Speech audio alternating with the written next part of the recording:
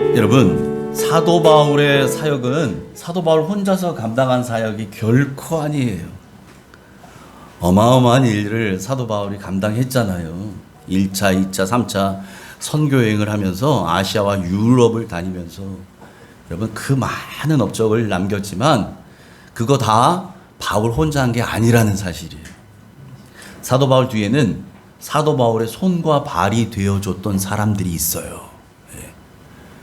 사도 바울이 1차 선교여행 떠날 때 그와 함께 동행해줬던, 함께 동행자가 됐던 바나바가 있잖아요. 그죠? 사실 그 당시에는 바나바가 더 선배님이었어요. 바나바가 바울을 거의 캐스팅한 사람이거든요. 안디옥 교회로. 또 사도 바울의 신앙의 아들인 디모데, 그죠? 또 2차 선교여행 때 같이 갔다가 흠씬 매맞고 감옥에 함께 갇혔던 실라, 에베소에서 그 소동이 일어났을 때 바울 대신 붙잡혀 들어갔던 아리스타고, 빌립보에서 처음 교회의 기둥이 되었던, 기초석이 되었던 루디아, 또 누굽니까? 굳은 일 마다하지 않고 어느 자리에건 묵묵히 자기에게 주어진 일 감당했던 에바브로디도, 또 문제 있는 교회들, 여러분 사도 바울이 그 많은 교회를 개척했잖아요. 가지 많은 나무에 바람 잘 날 없다고. 그 수백 군데 교회들 잠잠할 만하면 툭 들려오는 얘기가 어느 교회에서 싸움 났다더라, 어느 교회에 이단이 들어왔다더라, 어느 교회에서 무슨 난리가 났다더라. 이런 일 있을 때마다 사도 바울이 다 갈 수 있어요? 못 가죠? 그런 일이 있을 때마다 사도 바울을 대신해서 사도 바울이 가라고 하는 명령이 있으면 어디든 찾아갔었던, 그래서 가서 그 문제, 불 끄는 소방수와 같은 역할을 감당했던 두기고, 여러분 이런 사람들이 사도 바울의 손과 발이 되어졌던 사람들이에요. 여러분 그들을 가리켜서 우리는 동역자라고 말합니다. 동역자. 동역자를요, 헬라어로는 슈넬고스, 이렇게 말합니다. 이렇게 불러요. 슈넬고스. 그럼 이 사람 슈넬고스가 무슨 뜻이냐? 문자적으로 해석하면 같이 일하는 사람이란 얘기예요. 그런데 여러분 같이 일한다 그래서 다 동역자냐? 아닙니다. 여러분 직장 다니는 사람들이 계시잖아요. 같은 직장에서 일하는 사람들, 그 사람들 다 여러분이 동역자로 생각해요? 그 사람들은 그냥 동료예요. 직장 동료. 직장 동료지 동역자가 아니에요. 동역자는 어떤 사람이냐? 같은 비전을 갖고 같은 마음을 품고 함께 일하는 사람이에요. 더 구체적으로 말하면 그리스도 안에서 한 마음, 한 뜻이 돼요. 함께 한 목표를 바라보고 정진해 나가는 사람, 함께 일하는 사람, 함께 협력하는 사람, 이 사람을 동역자, 슈넬고스라고 한단 말이죠. 여러분 이 동역자와 비슷한 단어가 있죠. 동업자. 동업자. 동업자는 어떤 사람이에요? 같은 일에 투자를 해요. 그리고 성공을 바라는 사람이 동업자예요. 그 사람은 동역자가 아니죠. 얼핏 들으면 비슷해요. 동역자나 동업자나 그게 그거 같아요. 그런데 전혀 달라요. 내용을 보면. 여러분 동역자는 어떻게든 내가 더 짐을 지려고 해요. 그런데 동업자는 어떻게든 내가 짐을 안 지려고 해요. 동역자는 고난에 관심이 있어요. 고난에도. 그런데 동업자는 영광에만 관심이 있어요. 동역자는 이 일을 감당합니다. 나에게 맡겨주신 이 일을 감당해요. 그런데 동업자는 자기의 이익만을 바라봐요. 동역자는 상대방의 수고에 관심을 보입니다. 상대방이 애쓰고 수고한 일에 관심을 갖고 마음을 써요. 그런데 동업자는 오직 자기 수입에만 관심이 있어요. 동업자는. 그래서 동역자는 고난의 자리에도 끝까지 함께합니다. 동역자는. 그런데 동업자는 내 이익이 사라져버리면 나도 떠나버려요. 여러분, 주님은 우리를 동업자가 아닌 동역자로 부르셨다는 사실을 기억하시기 바랍니다. 아멘. 우리를 동업자로 부르지 않으셨어요. 주님은 동역자로 부르셨어요. 그래서 주님이 뭐라고 말씀하셔요? 누구든지 나를 따라오려거든 자기를 부인하고 자기 십자가를 지고 그리고 나를 따르라는 거예요. 그게 동역자의 자세예요. 여러분, 그러므로 우리는 주님과 함께 고난의 자리에도 끝까지 가야 하는 사람들인 줄 믿습니다. 아멘. 여러분, 우리는 주님의 동업자 아니에요. 동역자입니다. 옆에 있는 사람들하고 인사 한번 다시 하죠. 이제 알았죠? 무슨 말인지. 옆에 있는 분들하고 인사합니다. 동역자님 사랑합니다. 옆에 있는 분 동업자 아니에요. 동역자예요. 동역자. 여러분, 오늘 이제 우리가 로마서 16장을 들어가요. 로마서는 16장이 마지막 장이에요. 우리 1장부터 쭉 살펴봐왔거든요. 자세하게 살펴봤는데 이제 마지막 장 남겨놨어요. 이제 오늘 들어가게 된 이 16장에 보면 내용이 어떤 거냐면 사도 바울이 로마 교회에 있는 성도들에게 그 로마에 지금 거주하고 현재 머물고 있는, 살고 있는, 거주하고 있는 바울의 동역자들을 소개해요. 그리고 그들에게 무난할 것을 부탁하는 그런 내용으로 이루어져 있어요. 로마서 16장이. 그리고 마지막 인사를 하는 거죠. 오늘과 다음 시간까지 2시간에 걸쳐서 2시간이면 될 것 같아요. 2시간에 걸쳐서 이 바울의 동역자들에 대해서 우리가 함께 성경에서 보여주고 있는, 설명하고 있는 사람들의 내용, 그 뒷이야기들, 또 그 사람들을 통해서 우리가 함께 생각해 보아야 할 것들을 함께 살펴보는 시간을 가질 겁니다. 자, 그래서 오늘 살펴보는 말씀은 1절부터 5절 상반절까지만 먼저 볼 거예요. 먼저 1절과 2절 말씀을 우리 함께 읽습니다. 시작.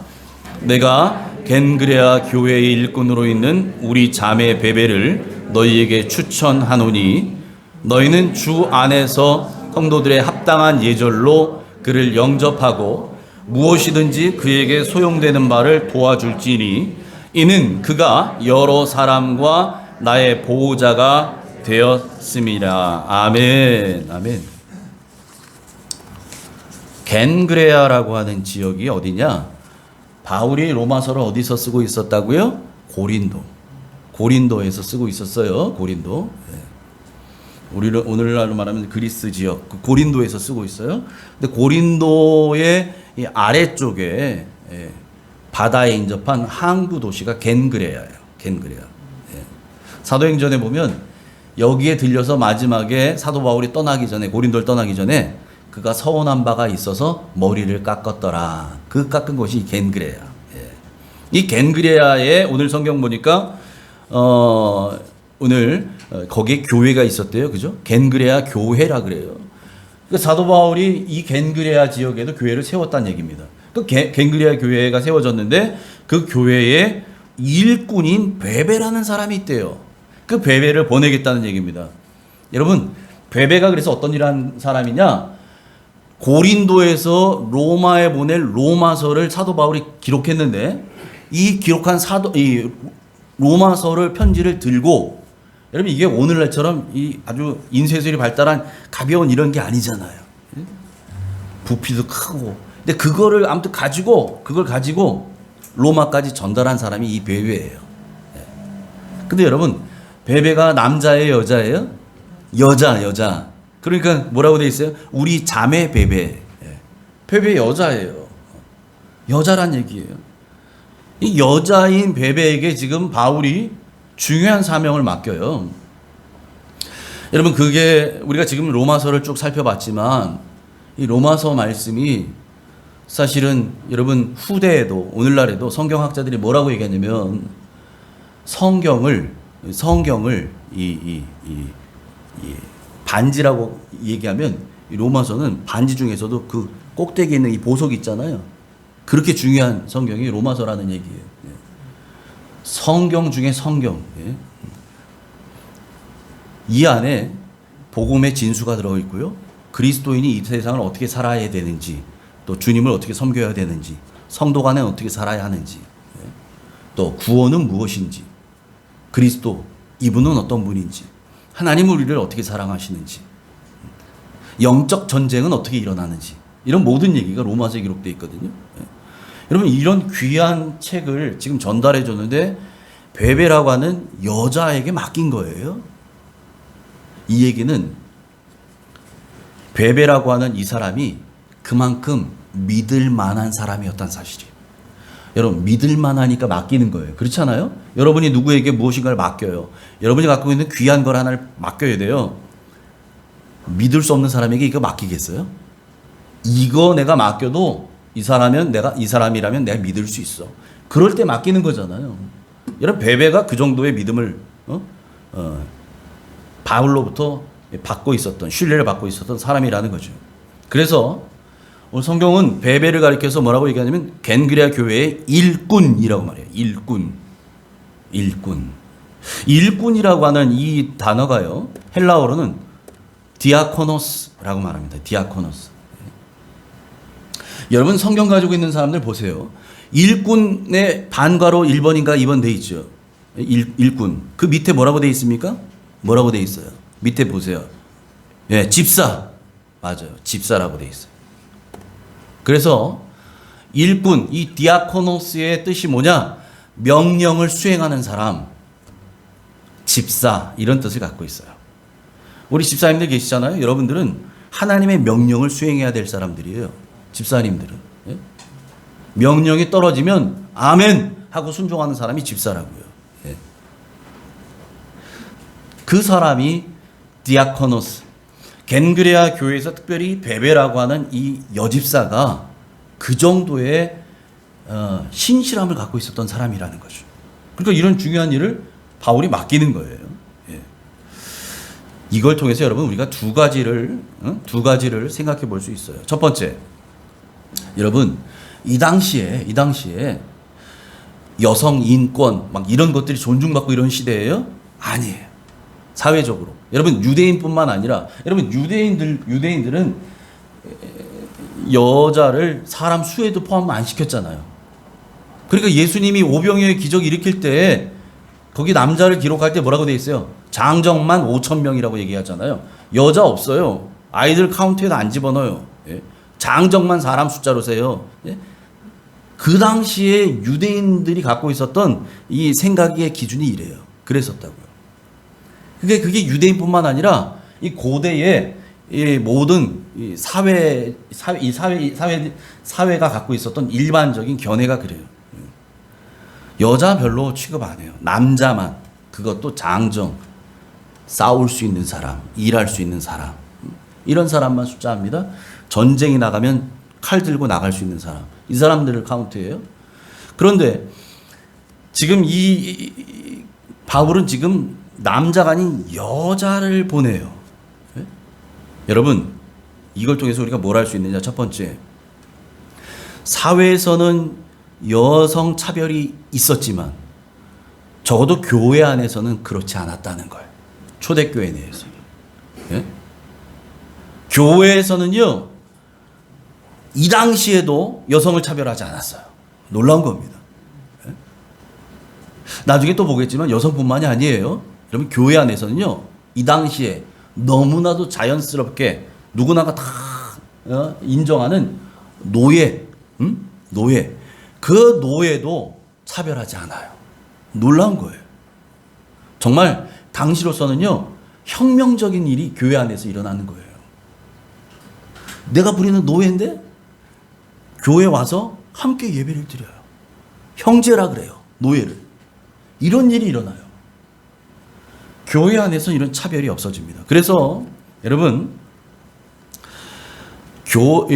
로마서 16장 오늘 1절부터 우리 5절 상반절까지 봤는데 우리 다음 시간에 17절까지 볼 거거든요. 16절까지 살펴보면 거기에 사람들이 이름이 쭉 나와요. 누구 이름이 나와요.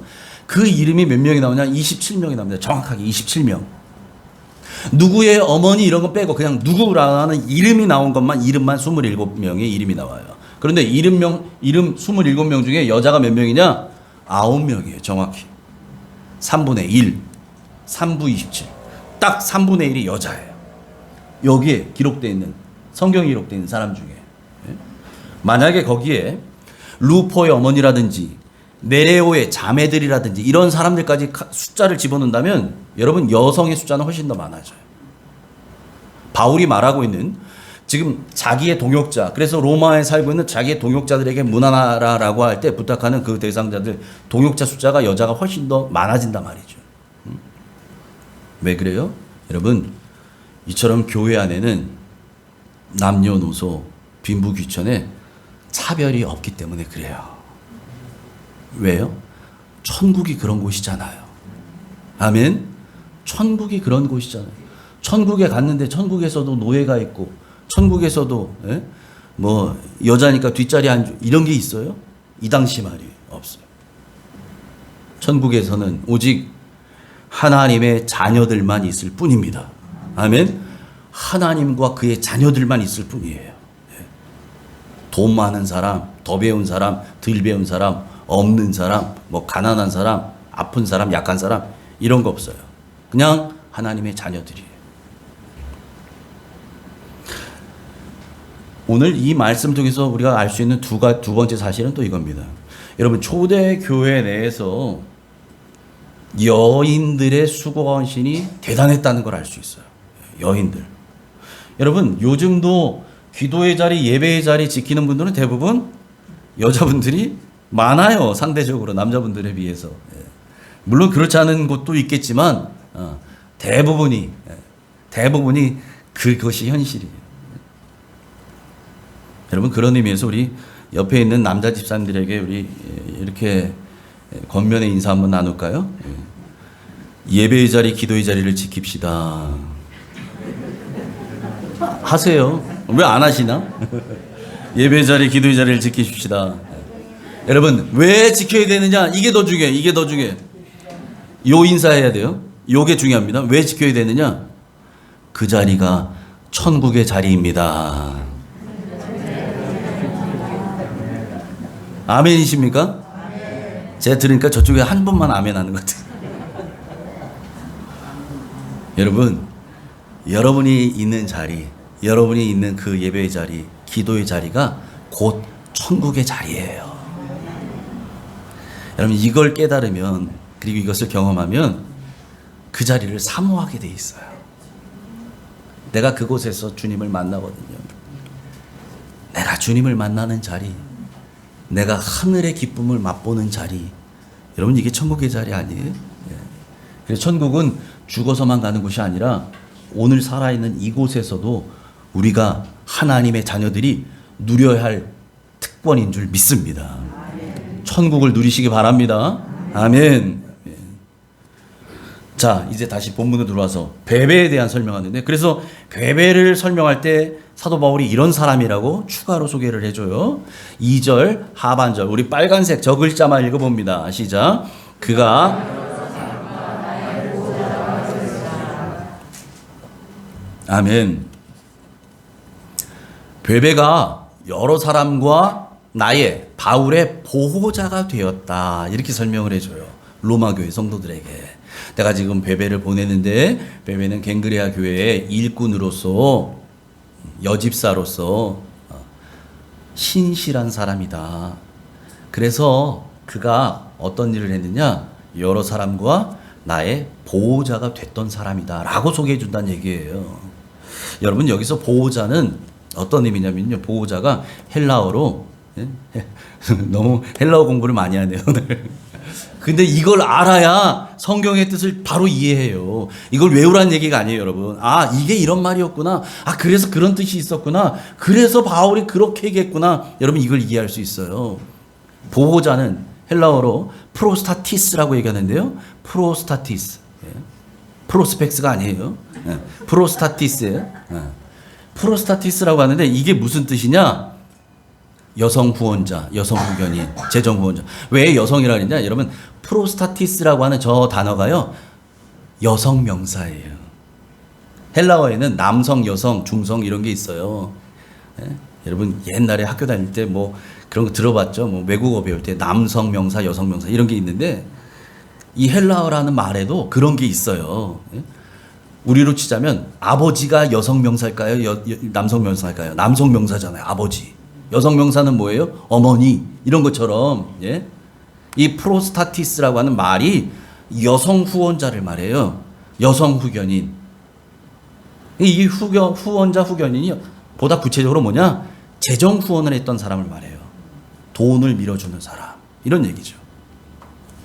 여러분, 그래서 이 베베는요, 바울뿐만 아니라 많은 사람들에게 재정적인 후원자가 됐었다는 거예요. 그 당시에 바울이 사역할 때 겐그레아 교회에 있으면서 겐그레아 교회에 있는 여집사 베베가 오늘날로 말하면 선교 사역한다, 사도 바울 선생님 하신다, 여기에 선교원금 본인이 막 전폭적으로 밀고 이렇게 하는 사람. 그러니까 뭐 성경은 자세히 얘기하지 않지만 아마도 베베는 많은 학자들의 얘기로는 아마도 여성 사업가 이런 사람이 아닐까? 사업을 하는 거예요. 큰 손. 예? 예. 그 많은 사람들에게 물질로 뭐 마음껏 후원할 수 있는 위치에 있었던 사람이에요. 그런 능력을 갖고 있던 사람이죠. 그러니까 여러분 이미지가 상상이 되죠. 예? 그야말로 정말 이 그릇도 큰 사람이에요. 여자지만 예? 장군같이 손도 커. 그래서 뭐 확실하게 맡은 일은 딱딱 매듭 짓고 예? 부족함이 없이 막 큰 힘을 다해서 그렇게 지원하는 그런 사람이었다는 거죠. 그러니까 베베가 바울의 입장에서 봤을 때도 바울의 선교 사역에 이 재정적인 후원을 아끼지 않았었던 믿을 만한 집사, 신뢰할 만한 여집사였다. 그런 얘기죠. 그래서 뭐라고 얘기하느냐? 그래서 얘기하잖아요. 너희는 이 로마 성도들이에요. 로마 성도들, 로마 교회. 너희는 이제 베베가 갈 텐데 그 베베를 주 안에서 성도들의 합당한 예절로 그를 영접하고 맞아주고 또 무엇이든지 베베가 필요한 게 있다면 마음껏 도와줘라. 다 지원해줘라. 이렇게 얘기해요. 왜? 그가 여러 사람과 나의 재정적 후원자다. 이런 얘기죠. 그러니 그를 여러분들이 도와주기를 내가 부탁합니다. 이렇게 편지를 보내는 거예요. 예, 예. 자, 그래서 이어서 나오는 사람이 이제 3절에 누가 나오느냐. 베베에 대한 설명을 끝내고 나서 그 다음 문안을 부탁하는데 누가 나오느냐. 브리스가와 아굴라 부부에 대한 설명이 나와요. 3절 같이 읽습니다. 시작. 그리스도 예수 안에서 나의 동역자들인 브리스가와 아굴라에게 문안하라. 아멘. 브리스가와 아굴라가 사람 이름인데 여러분 사도행전에 브리스길라라고 그러죠. 브리스길라. 예. 헬라 사람이에요. 헬라인. 예. 그런데 그 원래 이름이 이제 브리스가죠. 그거를 이제 조금 낮춰서 부르는 게 이제 브리스길라. 유대식으로. 그래서 바울은 그를 높여서 불러요. 브리스가. 그의 원래 이름대로 브리스가와 아굴라. 이렇게 해서 말하는데 여러분 이 브리스가가 남편이 아니고 아내예요. 남편이 누구냐? 아굴라예요. 아굴라. 근데 오늘 보세요. 여러분 누구 이름이 먼저 나와요? 아내 이름이 먼저 나와요. 여러분 사도행전에서도 보면 이따도 보겠지만 누구 이름이 먼저 언급되냐면 이 아내 이름이 먼저 나와요. 그래서 여러분 우리가 뭐라고 외워요? 브리스길라와 아굴라 이렇게 얘기하지. 아굴라와 브리스길라 이상하죠. 예. 왜? 성경이 그렇게 말하니까. 브리스길라와 아굴라라고 항상 얘기했어요. 예. 성경이 브리스길라와 아굴라. 항상 여자가 먼저 나옵니다. 왜 여자가 먼저 이 아내 이름이 먼저 나오느냐? 선교 사역에 있어서 이 아내인 브리스가의 영향력이 더 컸다는 얘기예요. 어떤 영향력이냐? 영적 영향력이에요. 영적 영향력. 여러분 사회에서는 남편이 아내보다 우선되잖아요. 그래서 여러분 뭐 굳이 뭐 가부장적인 사회가 아니더라도 대부분의 나라 사회에서 보면 우리나라도 마찬가지지만 가정에서는 누가 가장이에요? 남편이 가장이잖아요. 예? 뭐 내가 뭐 얘기 안 해도 알아서 주민등록 그 등본 떼보면 뭐 남편 이름 위에 올라가 있고 호주로 뭐 세대주로 가 있고 뭐 다 붙고 이러잖아요. 그죠? 남편을 더 우선시해요. 사회에서는. 그렇다고 해서 여러분 그러면 모든 가정의 가장이 다 이 영적 가장이냐? 그건 아니에요. 여러분 우리가 이걸 봐야 돼요. 가정에서의 가장과 가정에서 영적인 눈으로 봤을 때 영적 가장이 있거든요. 이게 늘 같지는 않아요. 이게 다를 수 있어요. 법적으로 가장은 남편이 나지만 우리 집안의 영적 가장은 내가 아니고 내 아내인 경우도 있단 말이죠. 여러분 지금 아굴라 가정에서도 영적 가장은 누구였냐? 브리스가였어요. 브리스가. 지금 그 얘기예요. 바라기는 우리 옥정 가족들 여러분의 가정에서는 가장들의 영적 권위가 바로 세워지길 축복합니다. 아멘. 예. 그래서 여러분들의 영적 영향력이요. 우리 가장들, 여기 가장들 앉아 계시잖아요. 여러분 가장 그냥 주민등록 등본에 나오는 그 가장 이 위치가 중요한 게 아니고요. 이 영적 영향력이 중요해요. 영적 영향력. 왜? 하나님의 눈은 그 눈으로 보시거든요. 하나님의 시각은 이 영적 영향력을 통해서 여러분의 가정은 물론이거니와 그 영적 영향력이 교회에서도 10분 발휘되기를 축복합니다. 아멘. 아멘이 절반 정도 나와요. 야, 이거 내가 아멘 했다가 완전히 내 발에 내 올무를 거는 거구나. 여러분, 이 거룩한 부담감은 가지셔도 돼요. 여러분, 그게 복입니다. 아멘이십니까? 제가 다시 한번 축복합니다. 우리 가장들의 영적 영향력이 가정에서는 물론이거니와 교회에서도 10분 발휘되기를 축복합니다. 아멘. 아멘. 억지로 하는구나, 그냥. 억지로. 여러분, 억지로라도 진 십자가가 복이 됩니다. 네? 다음 시간 우리 볼 거예요. 억지로라도 아멘한 사람이 복이 돼요. 아멘입니까? 아멘. 예, 아멘. 예. 아니, 뭐 할머니들이 다 아멘을 더 크게 하시네. 아멘입니다. 아멘. 예. 여러분, 사도행전 18장에 보면요. 이 브리스가와 아굴라 부부에 대한 소개가 나와요. 사도행전 18장에. 그때 이제 바울하고 어떻게 만났는지 이런 이야기가 여기 전개되는데, 원래 남편이 아굴라는요 본도 출신의 유대인이에요. 본도라고는 지방에서 태어난 유대인이라고요. 그런 유대인이 이제 헬라인 여인하고 만나서 결혼한 거예요. 그 여인이 브리스가죠. 결혼해서 로마에서 살고 있었어요. 그런데 어느 날 느닷없이 그 당시에 로마 황제였던 글라우디오 황제가 로마에 살고 있는 모든 유대인들은 로마를 떠나거라 라고 하는 명령을 내려요. 왜 그랬느냐? 예수 믿는 유대인들이 로마 사회를 어지럽게 만드는 원인이고 이유다. 이런 이유를 딱 내세우는 거죠. 그 당시에 로마에도 여러분 디아스포라, 오순절 마가의 다락방에 성령이 임한 후에 여러분 거기서 각종 방언이 터지기 시작하죠. 거기에서 각지에서 왔던 사람들이 자기네 말로 이 성령 받은 사람들이 방언하는 것을 막 듣지요. 배우지도 않았던 외국어로 막 말을 하고 기도하는 얘기를 들어요.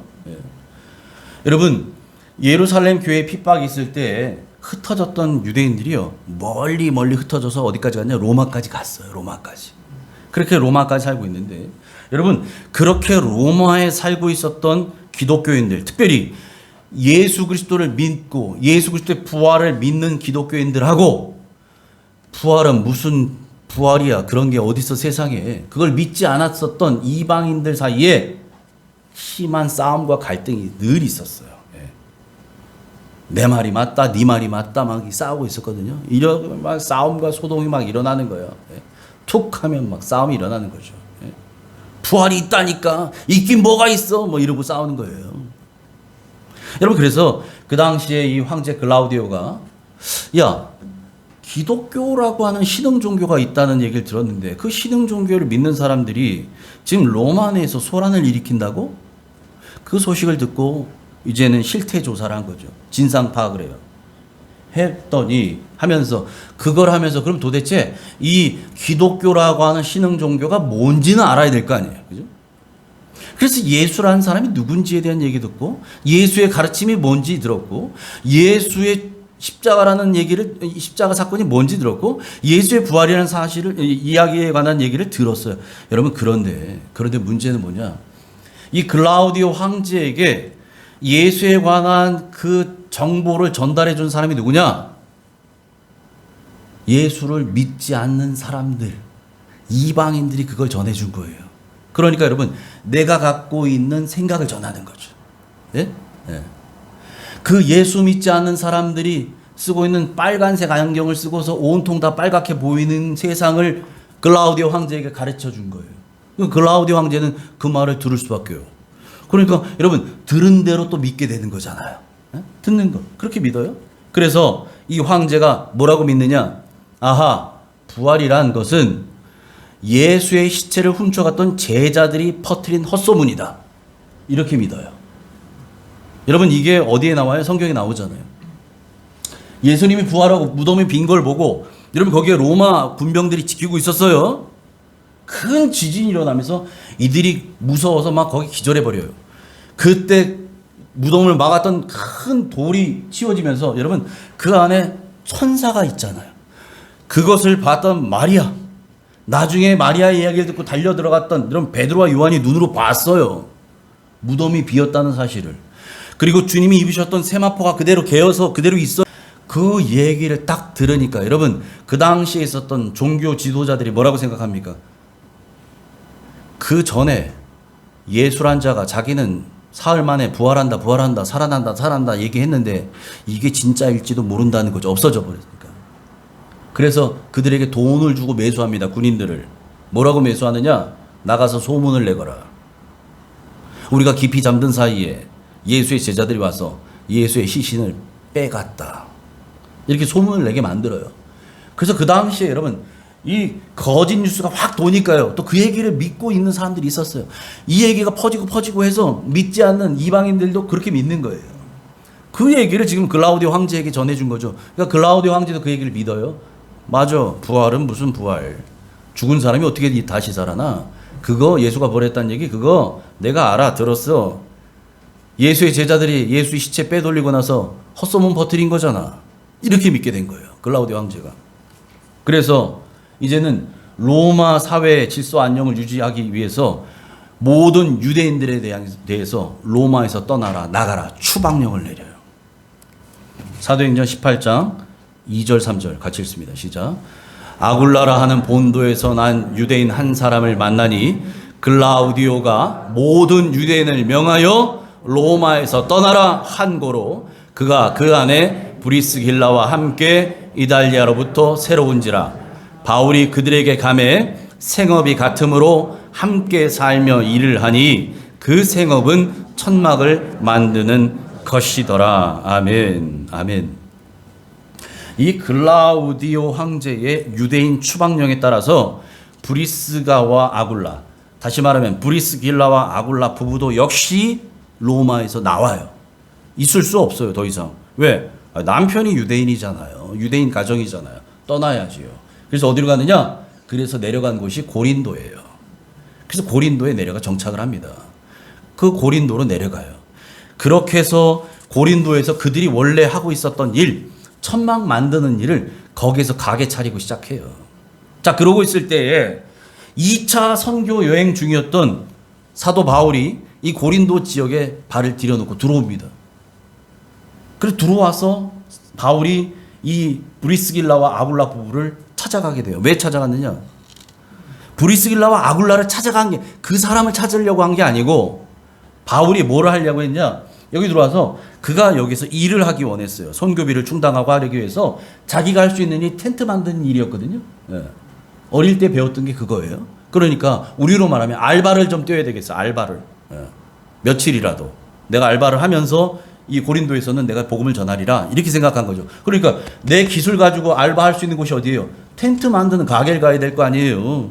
그 가게를 찾아간 거예요. 그렇게 해서 바울이 찾아간 가게가 브리스길라와 아굴라가 운영하는 텐트 만드는 가게였다는 얘기죠. 그렇게 만난 거예요. 그렇게.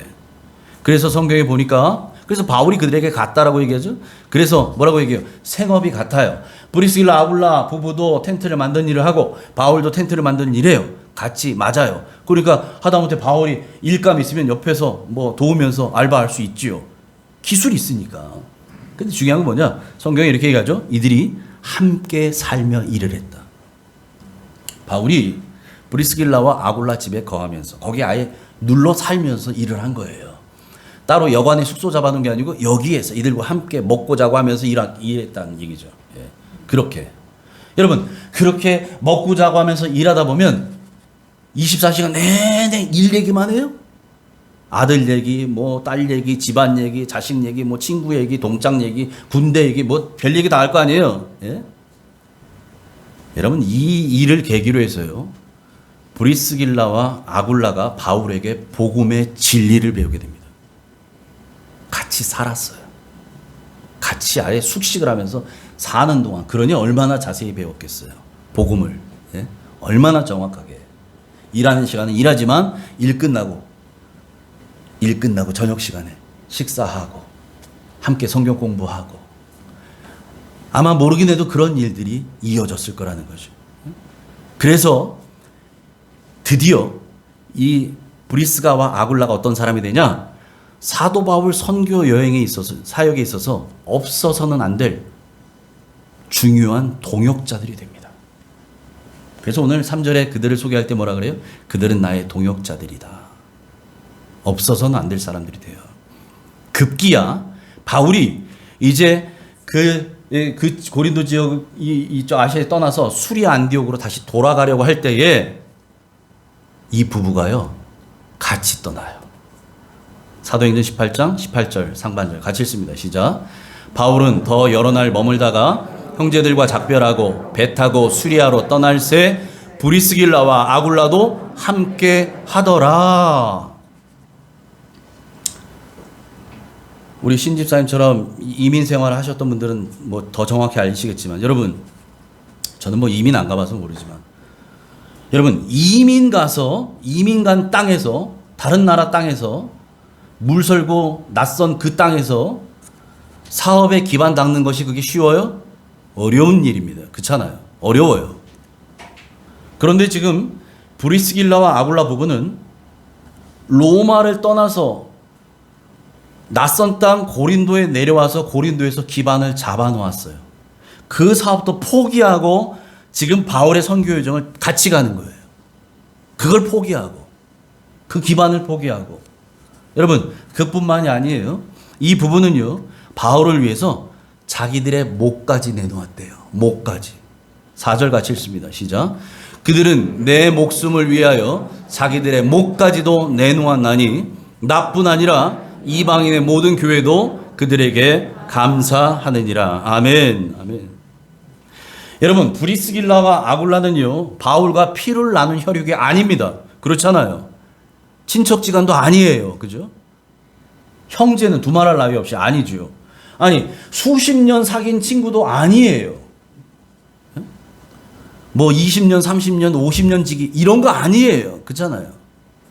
여러분 사도 바울이 2차 선교 여행 때 고린도에서 머문 기간은 1년 6개월입니다. 다시 말하면 1년 6개월 같이 먹고 자면서 텐트 만드는 일하면서 복음을 듣고 배웠어요. 딱 1년 6개월입니다. 수십 년 만난 사람 아니에요. 10년 20년 된 친구 아니에요. 그런데도 바울을 위해서 이들이 자기들의 목숨을 내놓을 정도가 되었다는 거예요. 놀랍지 않나요? 놀랍지 않아요? 이들의 헌신이 여기서 끝나지 않습니다. 훗날 브리스길라와 아굴라가 다시 이제 로마로 돌아갑니다. 예. 바울은 남아있는 선교여행을 3차 선교여행 또다시 계속 들어가는데 브리스길라와 아굴라 브리스가와 아굴라는 다시 본국으로 돌아가요. 글라우디오 황제의 유대인 추방령이 이제 끝나요. 글라우디오 황제가 죽고 나서 이제 정권이 바뀌고 나서 다시 돌아가요. 로마로. 그렇게 로마로 돌아간 뒤에 무슨 일을 하느냐? 자신들의 집을 교회로 열어버려요. 5절 상반절 같이 읽습니다. 시작. 또 저희 집에 있는 교회도 문안하라. 아멘. 이 집이 브리스가와 아굴라를 설명하고 그들의 집이에요. 그들 집에 있는 교회도 문안하라는 얘기예요. 그 집이 곧 교회가 되었어요. 여러분 이 당시 초대교회 당시에 모든 교회는 가정교회였습니다. 그래서 여러분 빌립보에서 처음 교회가 세워졌던 곳이 어디예요? 루디아의 집이에요. 루디아. 자주장사 루디아의 집에서 빌립보 교회가 세워졌던 것처럼 브리스가와 아굴라도 로마로 들어와서 로마 자기들의 집에서 그 집에서 교회가 세워져요. 거기에 와서 함께 예배하고 함께 찬양하고 함께 기도하고 그 집이 예배 처소가 되고 예배당이 되고 교회가 되었어요. 예. 여러분 어떻게 이들이 이렇게까지 헌신할 수 있었을까요? 자기 집을 오픈하고 여기 우리 여집사님들 권사님들은 다 알 거예요. 이게 어떤 의미인지. 여러분 집에 손님 오는 거 이게 쉬운 일 아니잖아요. 그죠? 그거 하려면 치우는 것부터 시작해서 신경 쓸 일 한두 가지가 아니잖아요. 그런데 집을 아예 문을 열어놔 버리는 거예요. 새벽에 기도하러 오고 주일날 예배하러 오고 수요일날 함께 기도하러 오고 집을 열어놓은 거예요. 여러분 이거는 여자의 헌신 없이는 불가능한 거잖아요. 집을 여는 건. 예? 그 일을 브리스가가 한 거예요. 여러분 자기의 집을 교회로 오픈합니다. 뿐만 아니라 앞에 본 것처럼 사도 바울을 위해서 목숨까지도 이들이 내놓을 정도로 이렇게 헌신했는데 도대체 어떻게 이렇게 헌신할 수 있냐 말이에요. 이들이. 여러분 이들은요 그만큼 내 집을 오픈할 만큼 내 목숨 하나 아끼지 않을 만큼 내놓을 만큼 그렇게 주님을 사랑했기 때문입니다.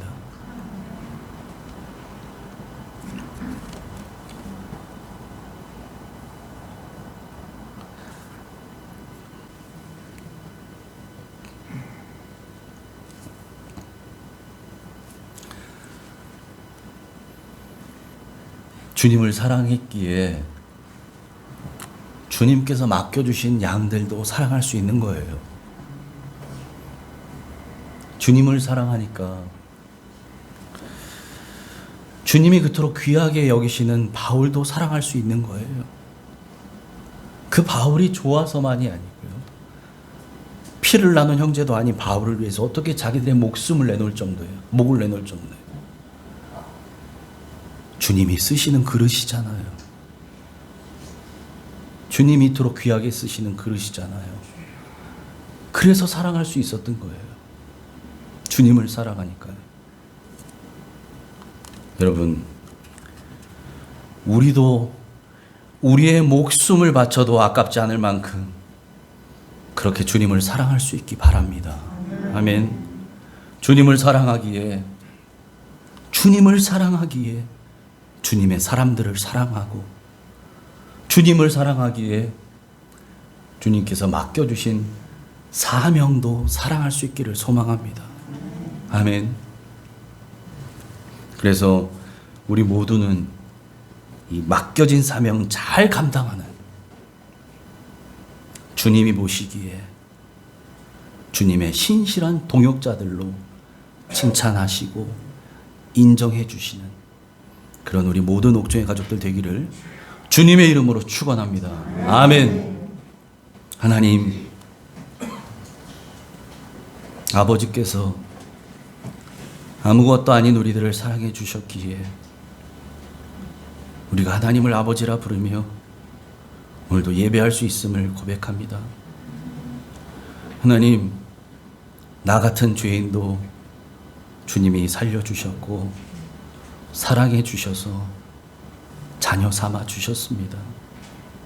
하나님, 그 은혜 잊지 않는 우리들 되게 해 주옵소서. 그러기에 하나님, 나를 위해 피 흘려 몸 버려 생명까지 내어주셨던 주님을 참으로 사랑하는 우리가 되게 하여 주옵소서. 주님을 사랑하기에 주님이 맡겨주신 영혼들도 사랑하게 하시고 주님의 사람도 사랑하게 하시고 주님이 맡기신 사명도 사랑할 줄 아는 우리 모두가 되기를 원합니다.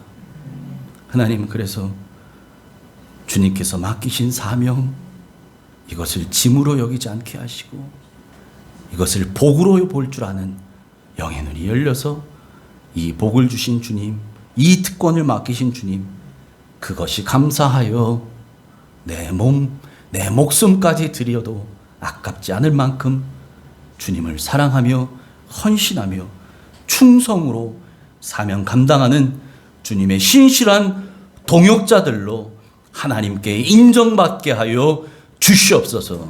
예수님 이름으로 감사하며 기도합니다. 아멘.